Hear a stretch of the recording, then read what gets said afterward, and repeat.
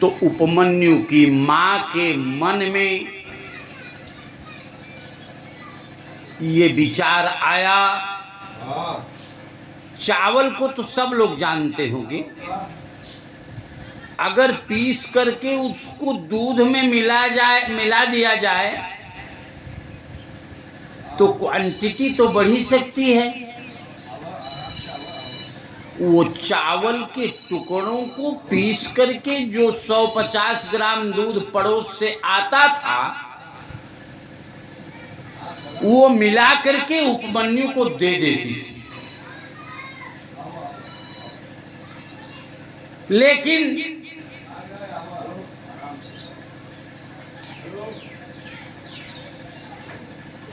उपमन्यु तृप्त नहीं होता था, उस दूध से तृप्त नहीं होता था। अपनी मां से कहने लगा कि मां ये दूध कैसा है, अच्छा नहीं लग रहा। मां बात को बहका दिया। एक दिन की बात कट गई, दूसरे दिन भी वही दूध मिला। मां कोई न कोई बहाना लगा करके बहका देती थी।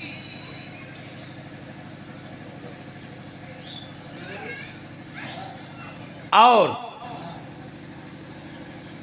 तीसरे दिन भी वही स्थिति बनी।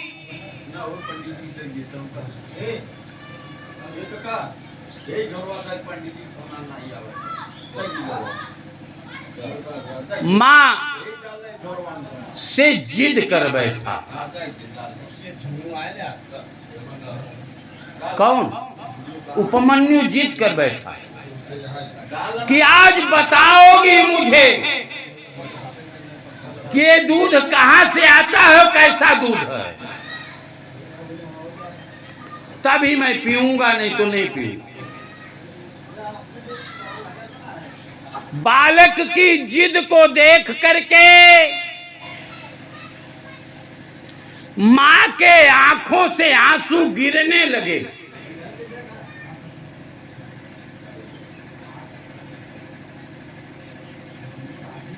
रोती हुई मां को देख करके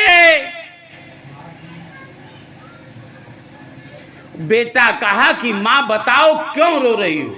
मैंने दूध मांग लिया इसलिए रो रही हूं।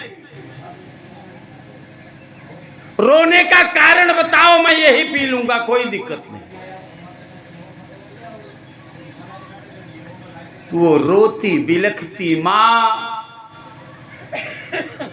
कहने लगी कि बेटा मैंने पूर्व जन्म में दूध दान नहीं दिया था, इस कारण इस जन्म में मुझे तुम्हें पिलाने तक के लिए मेरे स्तनों में भी दूध नहीं। कहा बस इतनी बात के लिए तू रो रही है मां? कहा अच्छा ये बताओ कि दूध देने वाले कौन हैं? मां के मुख से निकला शंकर जी दूध देते हैं। वो बालक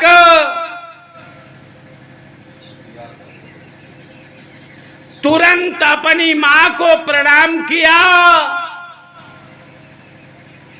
दूध पीने वाला बालक था, हमारे आपके जैसे नहीं। आप तो जानते हो ना कि महाराज जी जो बता रहे हैं मेरे कल्याण के लिए। एक मां बता दी कि शंकर जी दूध देते हैं। वो बालक प्रणाम किया और चल दिया कि मां रो मत, मैं शंकर जी से दूध लेकर के आता हूं। चल दिया। किसी के जीवन में परिवर्तन आना होता है तो किसी अच्छे सलाहकार से मुलाकात हो जाती है या किसी अच्छे व्यक्ति से मुलाकात हो जाती है या किसी अच्छे गुरु से मुलाकात हो जाती है। छोटा सा बालक चल दिया,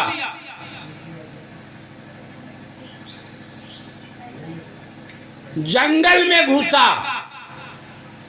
सायंकाल होने लगा, तब तक नारायण का कीर्तन करते हुए नारद दिखे। श्रीमन नारायण नारायण नारायण, श्रीमन नारायण नारायण नारायण, श्रीमन नारायण नारायण नारायण, श्रीमन्नारायण नारायण नारायण। नारायण का कीर्तन करते हुए नारद मिले, छोटे से बालक को देखा, कहा कि बेटा कहाँ जा रहे हो? महात्मा का परिचय बिना जाने वो नन्हा सा बालक कहा, महाराज प्रणाम, मैं जंगल में जा रहा हूं शंकर को खोजने। नारद हंसने लगे कि शंकर जी तुमको यहां मिलेंगे, जंगल में मिलेंगे? अभी तुम्हारी स्थिति दूध पीने की है, तुम जंगल में जाओगे तो जंगली वन्य जानवर तुमको खा लेंगे, तुम जंगल में मत जाओ, जाना ठीक नहीं है। कहा महाराज जी अगर मेरा सहयोग कर सकते हैं तो सहयोग करिए, नहीं तो आगे बढ़िए। शंकर जी से मिलने का रास्ता आप बता सकते हो? कहा मैं रास्ता तो बता सकता हूं, रास्ता तो बता सकता हूं, लेकिन बहुत दुरूह है रास्ता। कहा नहीं आप बता दीजिए।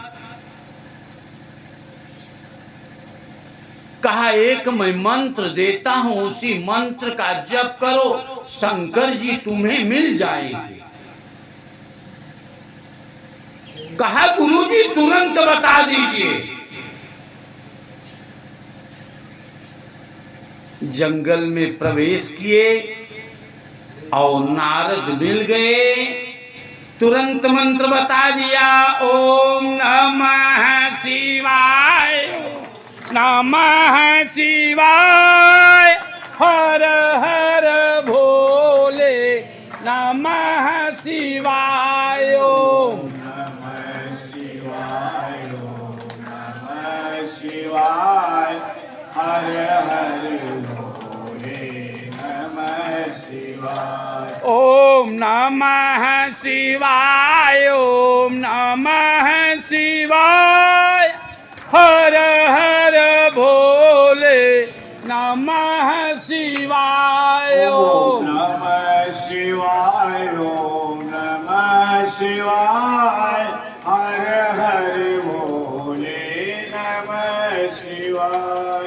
ओम नमः शिवाय मंत्र दे दिया और वो तुरंत गुरु मंत्र भी ले लिया।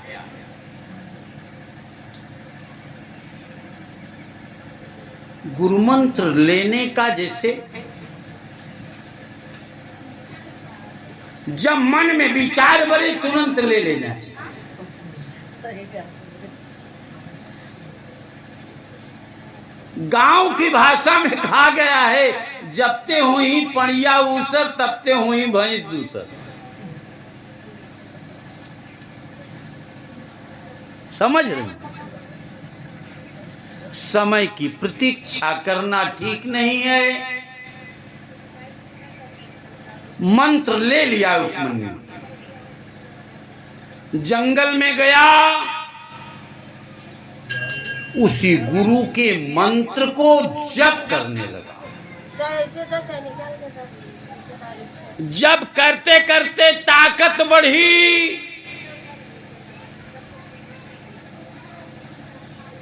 तो जंगल से फल फूल खा करके तपस्या करता रहा। फिर धीरे धीरे अभ्यास बनाया, फल फूल भी छोड़ दिया, जल पी करके रहने लगा।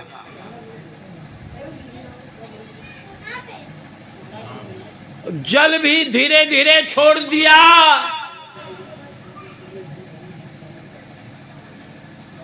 और जल छोड़ने के बाद उसके शरीर से तेज निकलने लगा, और उसके तेज से देवलोक में ऊर्जा बढ़ गई।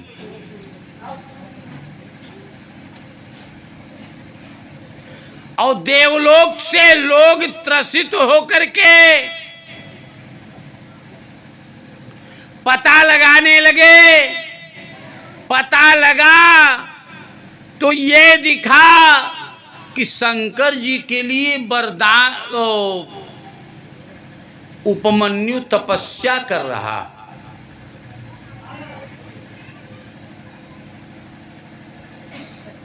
सब लोग शंकर के पास पहुंच गए।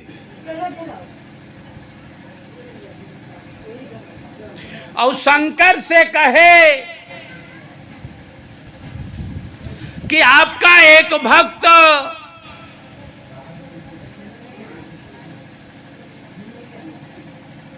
तपस्या कर रहा है, उसको वरदान दे दीजिए। तो शंकर जी ने कहा कि दूध का जला बिल्ली मट्ठा फूंक के नहीं पीती। अब हम कोई भी भक्त हो,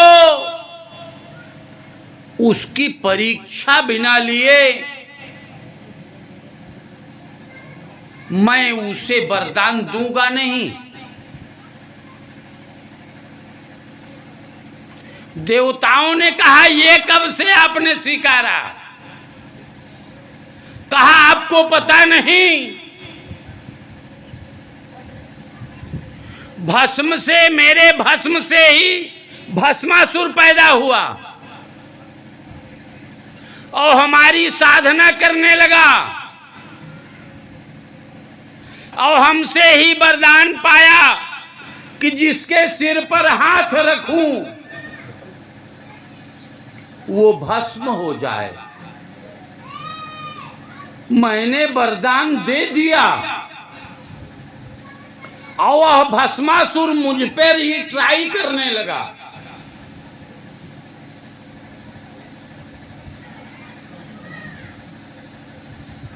विष्णु भगवान गए थे, कहा कि मेरे सिर पर ही हाथ रखना चाहा वो। किसी तरह से मैं भाग गया वहां से। आपको बताया था ना मैंने, आपने ही एक सुंदरी का स्वरूप धारण करके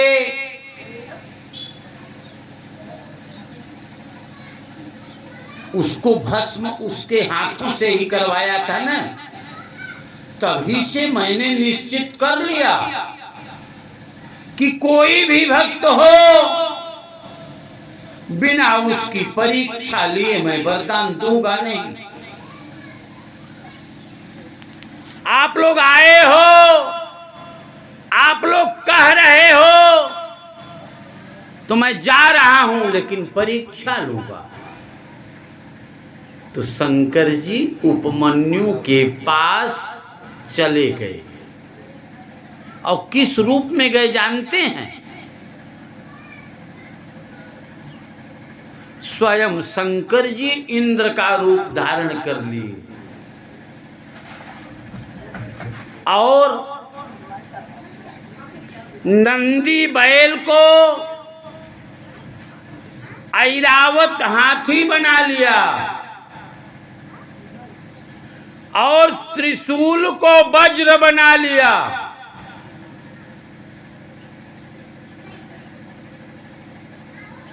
तपस्या करते हुए उपमन्यु के सामने इंद्र के रूप में स्वयं शंकर जी खड़े थे। कहे कि कौन हो? मैं तुम्हारे तपस्या से खुश हूं। उपमन्यु ने आंखें खोली। शंकर जी का क्या स्वरूप था ये नहीं बताई थी मां, केवल नाम बताई थी। कहा क्या आप शंकर हैं? क्या आप शंकर जी हैं? तो इंद्र हंसने लगे कि नहीं, मैं शंकर नहीं हूं, मैं तो इंद्र हूं। ये सब जो देख रहे हो ये मेरा राज्य है। मेरे राज्य में ही इतने दिन से तपस्या कर रहे हो। कहा तब आपके लिए मैं तपस्या नहीं कर रहा हूं, आप जाइए।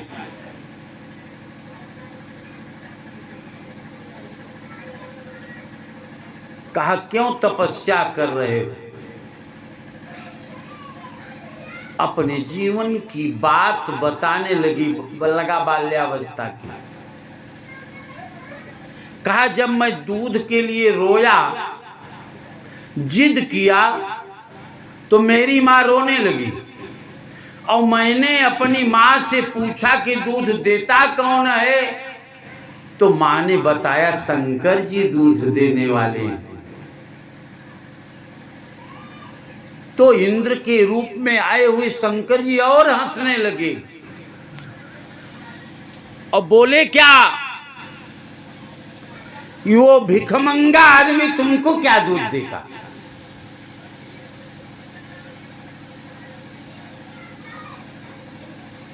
यहां तक कि अनेकानेक प्रकार से निंदा भी किया और ये भी बताया प्रमाण के साथ में कि स्वयं महेश ससुरो नगेश मित्रो धनेश तनयोर गणेश तथापि भिक्षाटनमेवमासीत् बलियसी को पिन को समर्थ। शंकर जी कहने के लिए कि देवताओं के ईश हैं, लेकिन उनमें कुछ दम नहीं है।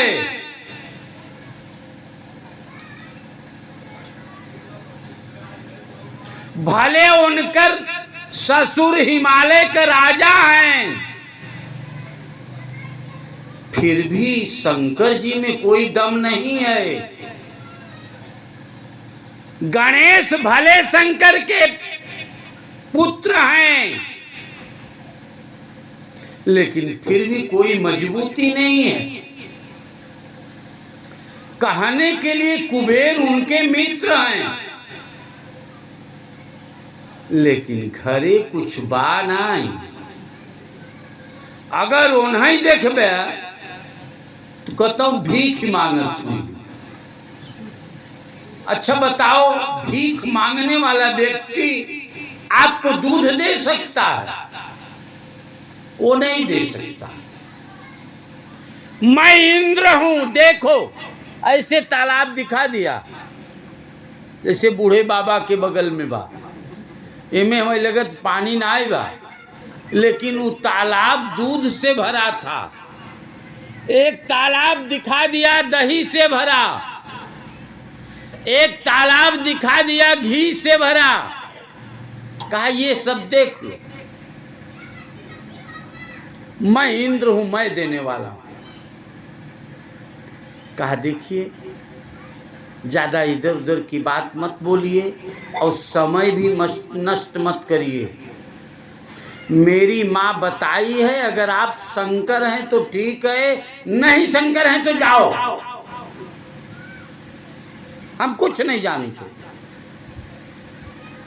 अगर इंद्र देने वाले होते तो मेरी माँ बताती। तो मैं इंद्र की तपस्या नहीं कर रहा हूं, जाओ। शंकर जी को गर्ज लगेगी तब वो आए। उपमन्यु की इस प्रकार की बात को सुन करके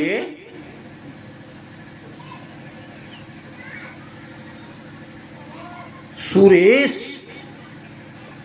शिव के रूप में आए हुए इंद्र को क्रोध आ गया।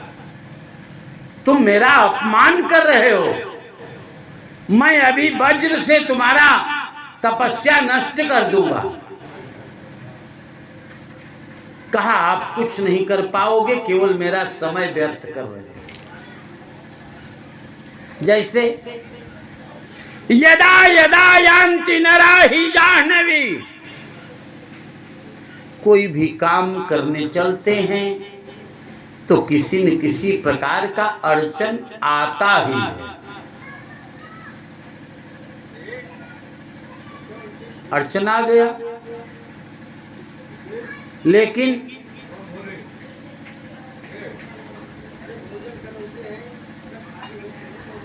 ये